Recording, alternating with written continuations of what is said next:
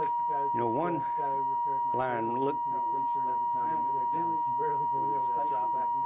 Go. I have an album here on Dwight Mill that has quite a few of the mill photographs in it. Of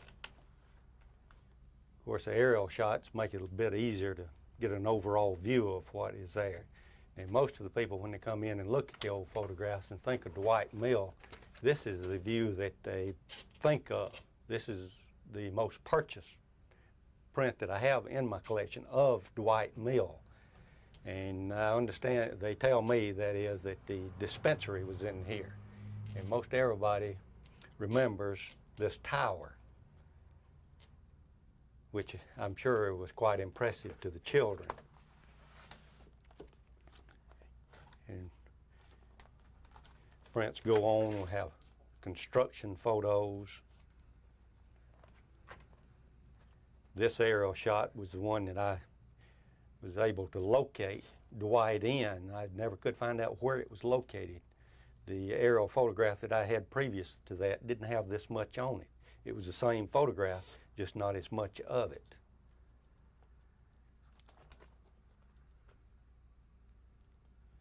This is a big snow. I believe this would have been the snow in 1940. That we had a tremendous snow.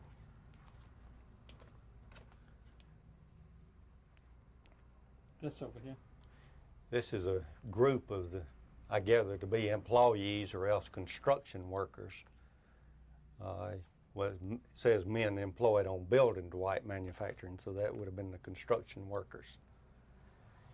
This rear view here was a postcard, which has proved to be one of our good sources. Sorry, could we do that again? Just Jamie, pan over there, and when I say now, you can explain it. Now. This view is of the rear of the mill, and of course everyone remembers the small smokestack. This came from a postcard, which is one of our good sources of our old photographs.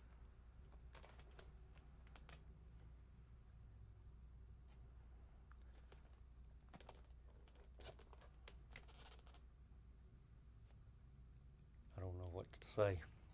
You haven't been in the mill yourself?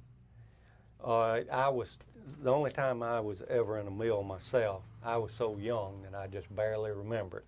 I just remember being very frightened of all the machinery. Okay, thank you. So that gives us a good feeling of... In Alaska, and we'd mail cornbread to it. Cornbread mix, that is.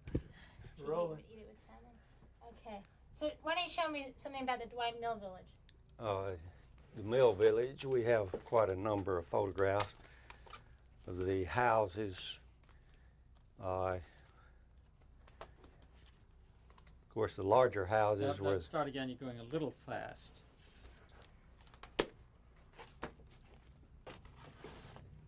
Did you know a lot about all these mills? Did you know a lot about Dwight Cotton Mill until you started collecting all these pictures? You just heard stories? Just, yeah. Myths? I mean, what kind of stories did you hear about this place? Well, just people say, I remember this and I remember that. And sometimes it gets pretty crossed up and you have to sort it out because of different people. Action. Why don't you show me something about the Dwight Mill Village? Dwight Mill Village, of course, is where most of the workers lived. And something that has struck me about Dwight Mill Village that I didn't realize for a number of years, the houses are on very large lots. All the other cotton mill villages that I had ever been in, the houses were just elbow to elbow. Tell us about this. This is Dwight Inn, which was more or less... Sorry. This is, go ahead. This is Dwight Inn, which was a hotel, I believe, that was run in conjunction with the mill itself. And the village houses, of course, were in varying sizes. It seems that the better job you had, the larger house you had to live in.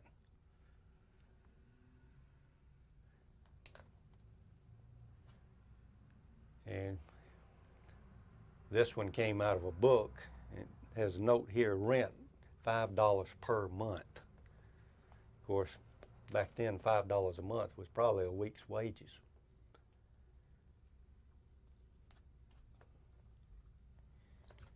Are kids coming in to look at these pictures? Not too much. It's more adults, and most of them's memory seems to go back about 25 years. That's the period they want to look at prints and talk about prints. Tell us what this is now. This is the interior of the Dwight Church, which I understand that the mill built for the workers. I have read that they originally held church services inside the mill. So this was probably quite an improvement over that.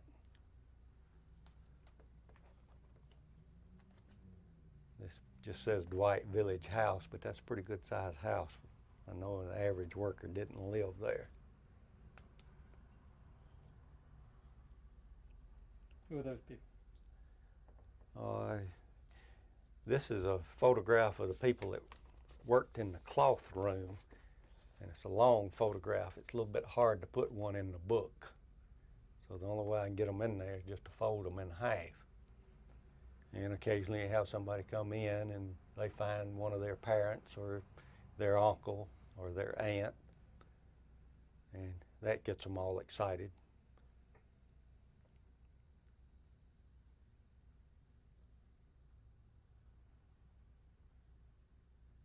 Oh, nice. Very nice. Okay? Ginny wanted to get one. Good. Okay, Judy, go ahead. Okay. Bobby, let's just pretend that we're doing this.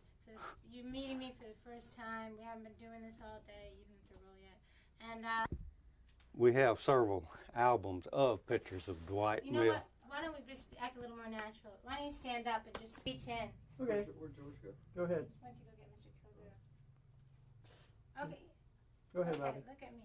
So, I'm looking for pictures at the Dwight Mill Village and the mill company. We have several albums involving Dwight Mill and also Dwight School. Okay. What's that? This particular one shows the drugstore and I'd want to say commissary. I think it was just a store mainly for the convenience of the workers there at the mill. We have pictures of groups of the mill workers, the mill houses. This particular one here is of the Boy Scout troop, the bandstand, which I think that was big because back then they didn't have radio or television. What about the baseball team? Baseball teams were very big at the mill, and they would journey to the surrounding towns and play teams from the other mills. Is it true they had guys that were baseball players that never touched a loom? Right, they brought them in out of the colleges. I heard they used to draft guys out of the semi-pro teams, and they'd play for the mills and then go up back into semi-pro. Well, now I don't know about that, but I have heard my family talk about the college athletes that would have a job at the mill only during the summer months. And of course, all they did was play baseball. Mm-hmm. So it was kind of a way to make sure our team wins because that was quite competitive. I'd seen in some of the papers that we were looking at, like the score of Goodyear versus another town, but it was not Alabama City or Gadsden. It would be Goodyear or Dwight Mill. right. What's that biggest? What's the picture that everyone's coming in here looking for? That is the picture of the. You start with the picture that everybody seems to want about Dwight Mills and take it from there. The picture most everybody seems to want about Dwight Mill is this front shot of what I have been told is the dispensary. And of course that's where they went to see the doctor, so that'd be a place that they would remember. Could you show it to me again, but do it again, but don't show me the picture because we're looking over your shoulder. Oh, okay. No problem. The Okay. thing that you said before, can you stop it for a second? Sure. The thing that you The picture that most people feel like represents Dwight Mill, and the one that they buy quite a few is of the tower with the ivy growing on it where the dispensary was located. That's the biggest seller that we have of Dwight Mill. Keep on flipping. Just go through it randomly. Gosh, So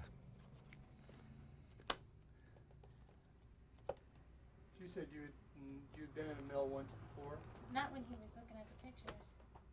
Yeah, he was. He said, because when he was looking at the ones in the mill, he said, I on can't. the back of the mill is made across the lake, and the best shot we have of that came from a postcard, which is a good source of our old photographs. We just pick them up anywhere we can get them. And sometimes these old postcards have been hand colored, which makes them a little bit more attractive. And who's coming? I mean, who needs to see the pictures of the mill? Who's been coming over and over to come and buy pictures? It's people, the people that come mostly to look at the old photographs are some of the people that worked there or their family worked there. Ronnie, can you And start they that want again? to, most of the people that come to look at the photographs of the mill are people who worked there or people who had relatives working there, and they come in looking to see where it was that their relatives worked, and sometimes we actually locate their relative in a group shot made in the mill. And you had taken out, I think that picture of the cloth room, was it? Is that the one you took out? You took out the other one. Okay, so maybe you could flip through that one and then take it out.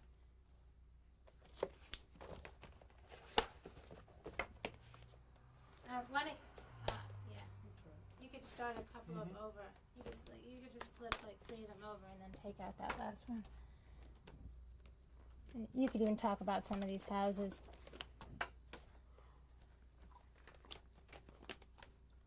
I guess that management had the bigger houses than the other folks did.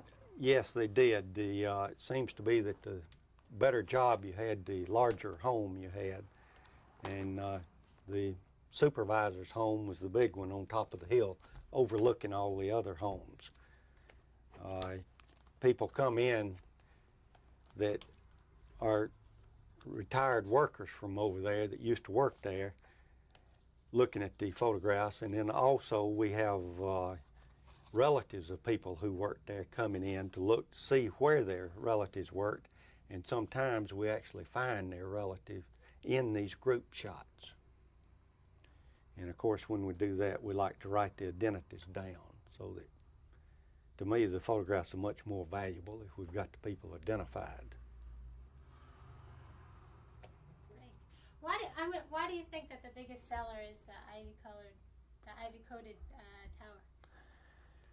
Well, if you look at the aerial shot of the mill, you can see that it was such a gigantic thing.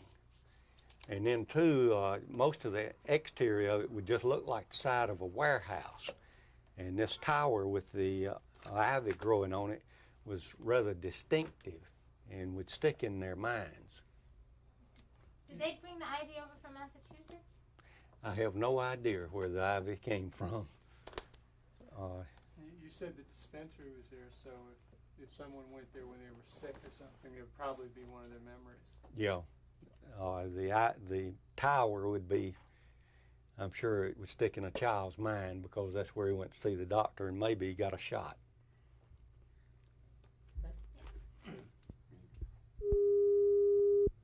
This is room tone for the interview that is before this.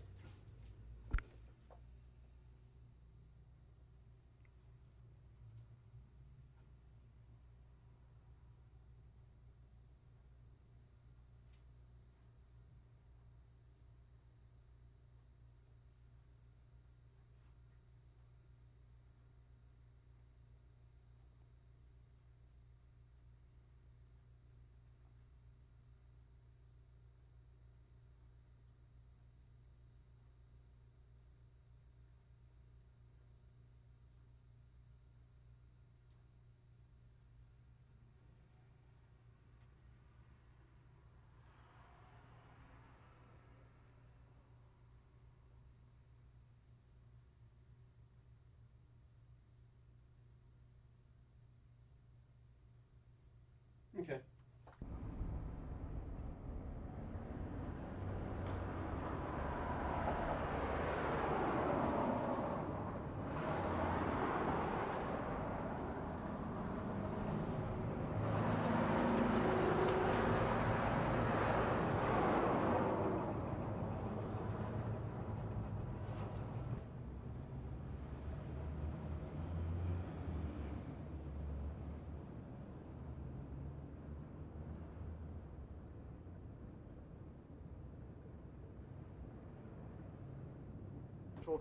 Oh no, I work right here. I don't know. I don't mind them. It's just ever since they started advertising on matchbooks, a lot of them get weird, you know? Yeah. It's strange, but How much was one of those body counts costing there you're using? you can trade it in and buy yourself a good Mercedes. Oh shit. That's why I rent this one. Don't pay to own. I'm in multimedia myself, trying to get into it. So I was asking about becoming one. You the guy, I saw you, that production, there's a place over by that corner, Colonial Corner. Oh, no. You're talking about, yeah, Jamie Moore Productions, probably. Yeah. No, I'll get into multimedia, computer media type Oh, stuff. okay. That stuff's nice. Hope none of my, all this is going on sound that bad, ain't it? B-roll sound. We'll wipe it if it needs. That's what they call max sound. Right? Speed.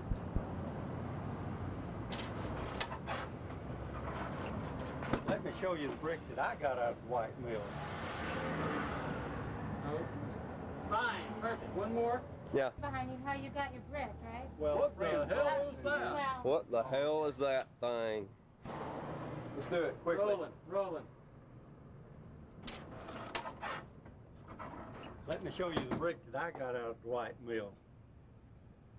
It was brought to me by a friend who went over to get him one, and he knew that I would like to have one, so he brought it to me. Fine, thank you. Ready, Jamie? Yep. All right, could you tell me that your experience in Mississippi, how old you were, all that happened? All right, go. Well, I resided in a little town called Stonewall, Mississippi, about 20 miles south of Meridian. And I was living there in 1934 during the mill strike.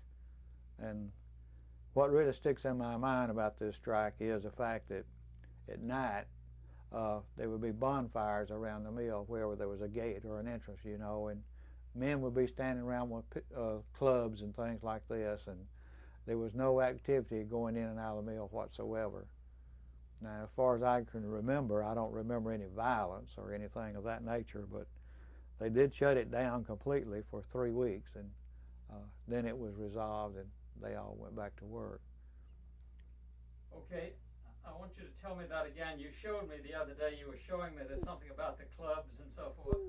And also tell me a little bit about the nature of that town. It was a small town, remote, all of that kind of thing. So start again and just do the whole thing again. All right, sir? Well, I resided in a little town called Stonewall, Mississippi, about 20 miles south of Meridian. And I was living there in 1934 during the strike.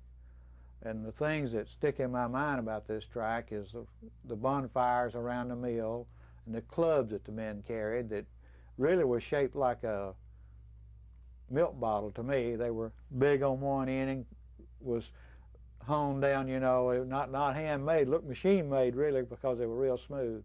And the men carried these clubs. But now, as far as I know, there was no violence whatsoever. And it lasted 3 weeks, and then it was resolved. And as far as I know, there was no reprisals or anything of this nature. What was the nature of that town? Well, it was a small town, really smaller than here in Gadsden, the mill village was. The mill wasn't as large, probably about half as big, and it probably employed maybe 1,000, 1,200 people. Very small town, away from everything else, you know, and it was just kind of a little small southern town. And Do you have any idea, and you could repeat my question, do you have any idea how the Union idea got to that small town? well, no, I was too young. I can't remember the nature of the Union or anything like this, because at my age I wasn't looking for things like that, you know. you didn't really go into details for a 10-year-old, you know. You don't remember things like that. All right, sir. Pull back to a long shot.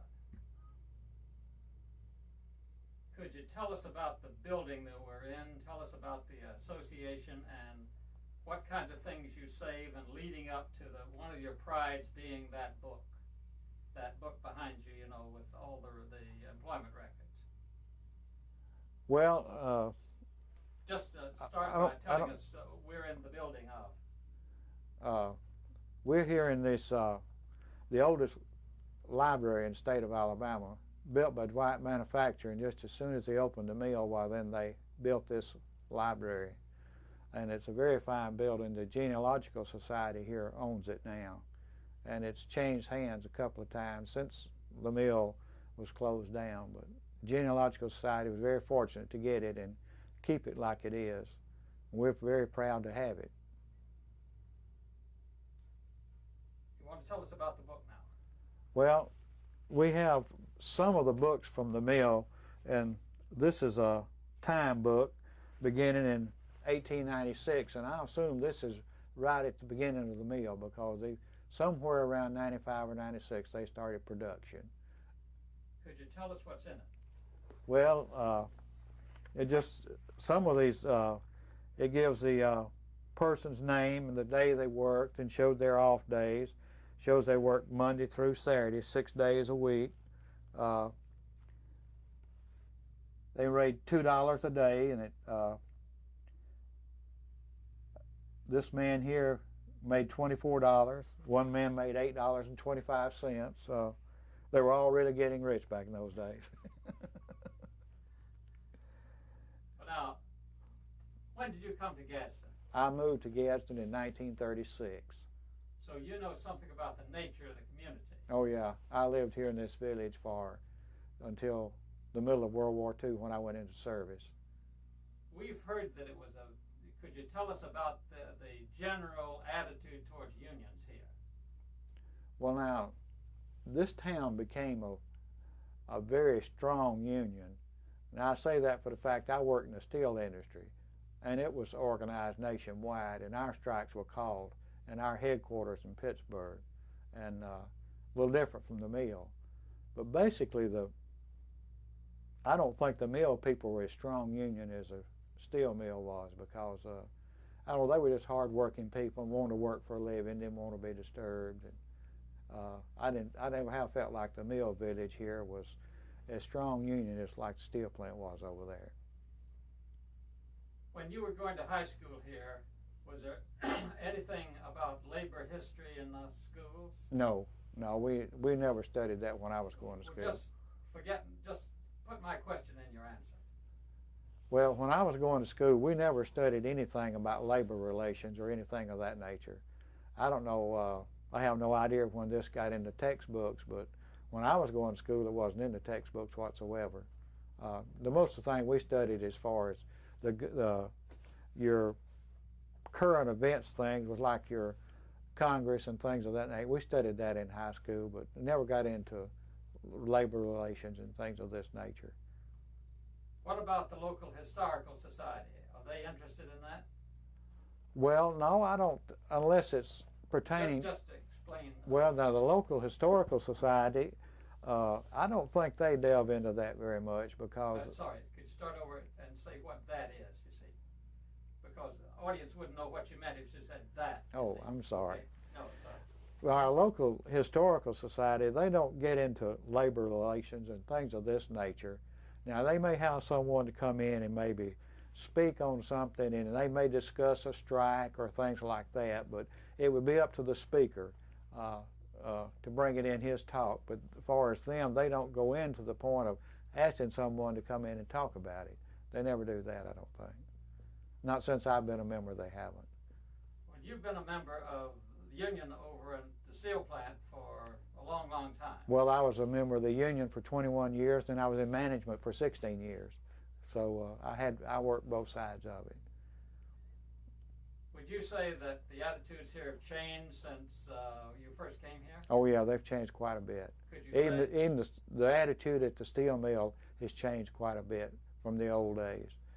When the union first got organized at the steel mill, it was like a cat and dog fight when the contract come over.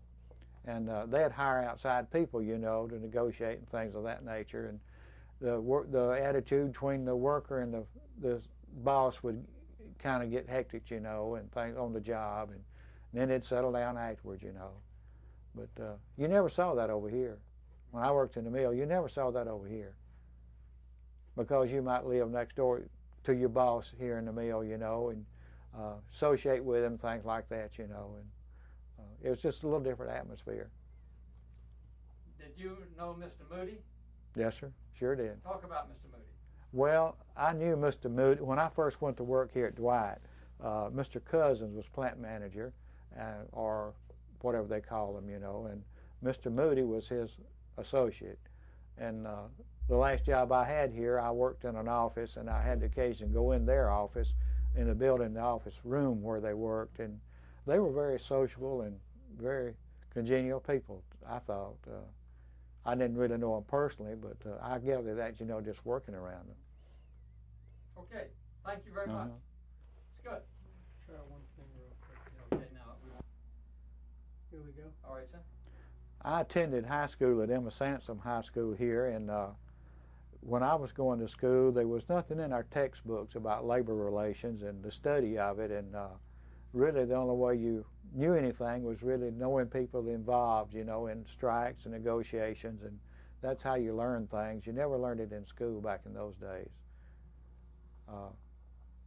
I guess our school was fairly new and was a little slow getting up to things like that.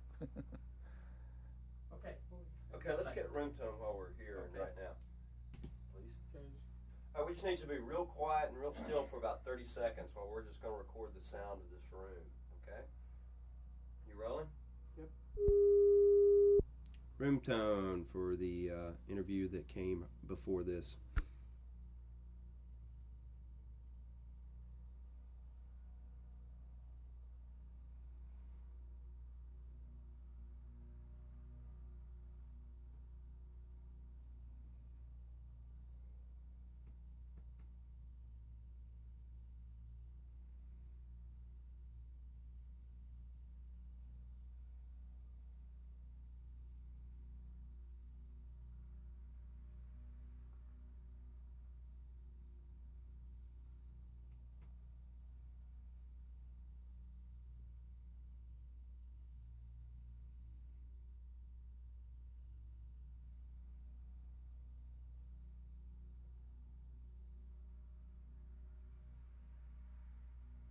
Okay. Lawnmower's gonna make good. No, we won't try to open it. I think we'll just hold it that way. It's too Rolling. risky otherwise. All right, so just read the top line. This book here is a time book for July the 18th, 1896. The overseer or supervisor, Mr. Wilson, worked six days, 12 hours at $3 per day is $36 a week. Then down below. Hold it, Jamal. Jamie, we should have gone over on that, you see. Huh? You see? Okay. Didn't get told to do that. I'm just trying to hold Yeah, it here. okay. You've got less than Yeah, I a know. hair's width. I know. Okay. Okay, the try it again. top. Try it again. This book is the time book for 1896, week ending July the 18th. Mr. Wilson, who was overseer, worked 12 hours at $3 per day, made $36 that week. Then one of the hands in the card room, which is this is, Mary King, worked 6 days, 12 hours total time, made 75 cents a day. She made $9 that week. Then next. And skipping down here, we have someone here, Mr. Cobb, worked 11 hours at 75 cents a day at $8.25. Okay, turn the page. It's going to be kind of hard. Then we have Mr. Rhodes, who worked the same thing. He worked Monday through Saturday at 75 cents a day. Mr. Jones, he worked 6 days at 75 cents a day, which seems to be the general scale back then. We had one man down here that made 80 cents a day. He made a nickel a day more than everybody else. Good. Thank you. That Okay, it? that's it. Close it again and hold it so we can see weekly town book. Just close the outside cover. And close the cover. Just hold it steady. Not that's. Hang on. Now would you open it up?